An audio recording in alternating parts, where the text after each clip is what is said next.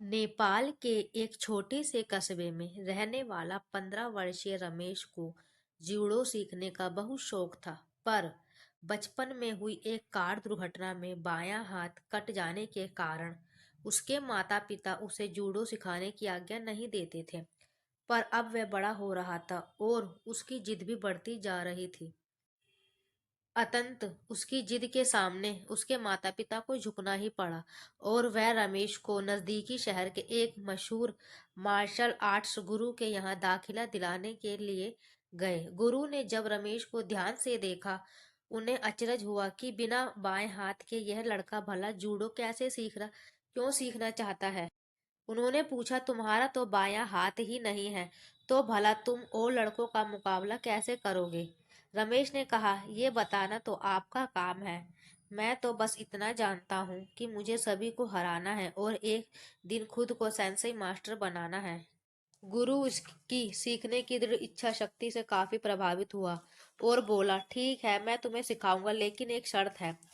तुम मेरी हर एक निर्देश का पालन करोगे और उसमें दृढ़ विश्वास रखोगे। रमेश ने सहमति में गुरु के समक्ष अपना सर झुका दिया।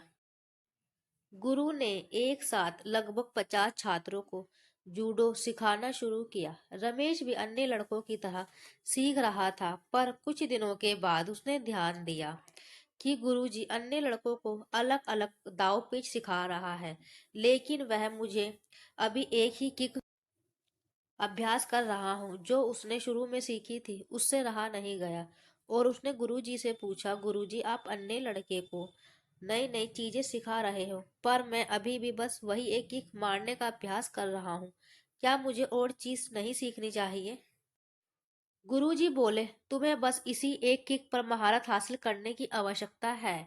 और वो आगे बढ़ गया। रमेश को विस्मय हुआ, पर उसे अपने गुरु में पूर्ण विश्वास था और वह फिर अभ्यास में जुट गया। समय बीतता गया और देखते देखते 4 साल गुजर गए, पर रमेश उसी एक किक का अभ्यास कर रहा था। एक बार फिर रमेश को चिंता होने लगी और उसने गुरु से कहा, क्या अभी भी बस मैं यही करता रहूंगा और बाकी सभी अन्य तकनीकों में पारंगत होता रहूंगा। गुरुजी बोले, तुम्हें मुझ में यकीन है तो अभ्यास जारी रखो। रमेश ने गुरु की आज्ञा का पालन करते हुए बिना कोई प्रश्न पूछे अगले 7 साल तक उसी एक किक का अभ्यास जारी रखा। सभी को जूडो सीखते 9 साल हो चुके थे।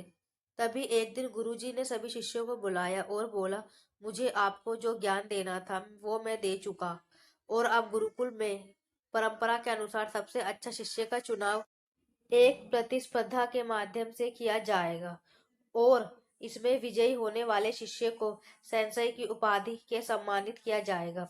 प्रतिस्पर्धा आरंभ हुआ। गुरुजी ने रमेश को उससे पहले मैच में हिस्सा लेने के लिए आवाज दी। रमेश ने लड़ना शुरू किया और उसने अपने पहले 2 मैच बड़ी आसानी से जीत लिए। वह खुद अपनी जीत पर आश्चर्यचकित था। तीसरा मैच थोड़ा कठिन था, लेकिन कुछ संघर्ष के बाद विरोधी का कुछ क्षणों के लिए ध्यान उस पर से हट गया। रमेश को तो मानो इसी मौके का इंतजार था। उसने अपनी अचूक किक विरोधी के ऊपर जमा दी और मैच अपने नाम कर लिया। अभी भी अपनी सफलता से आश्चर्य में पड़े रमेश ने फाइनल में अपनी पहली जगह बना ली। इस बार विरोधी कई अधिक ताकतवर और अनुभवी विशाल था। ऐसा देखकर लगता था कि रमेश उसके सामने एक मिनट भी टिक नहीं पाएगा। मैच शुरू हुआ। विरोधी रमेश पर भारी पड़ रहा था।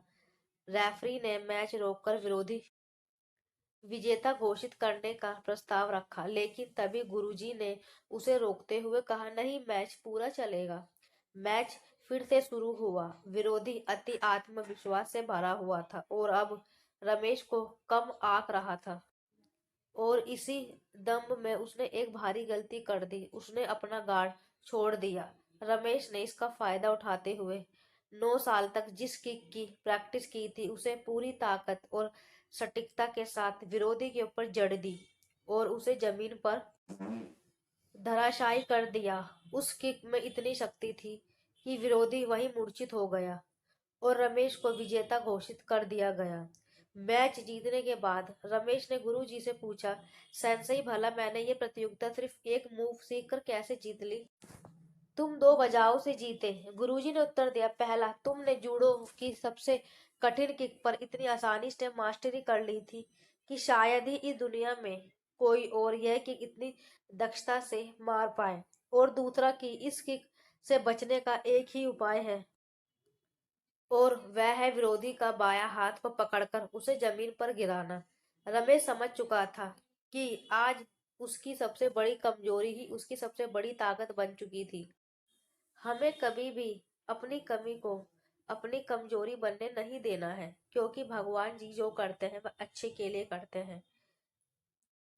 अगर आपको हमारी कहानी अच्छी लगे तो चैनल को लाइक शेयर सब्सक्राइब जरूर कीजिए। और आप हमें कमेंट बॉक्स में ये भी बताइए कि आपको किस तरह की कहानी सुननी पसंद है।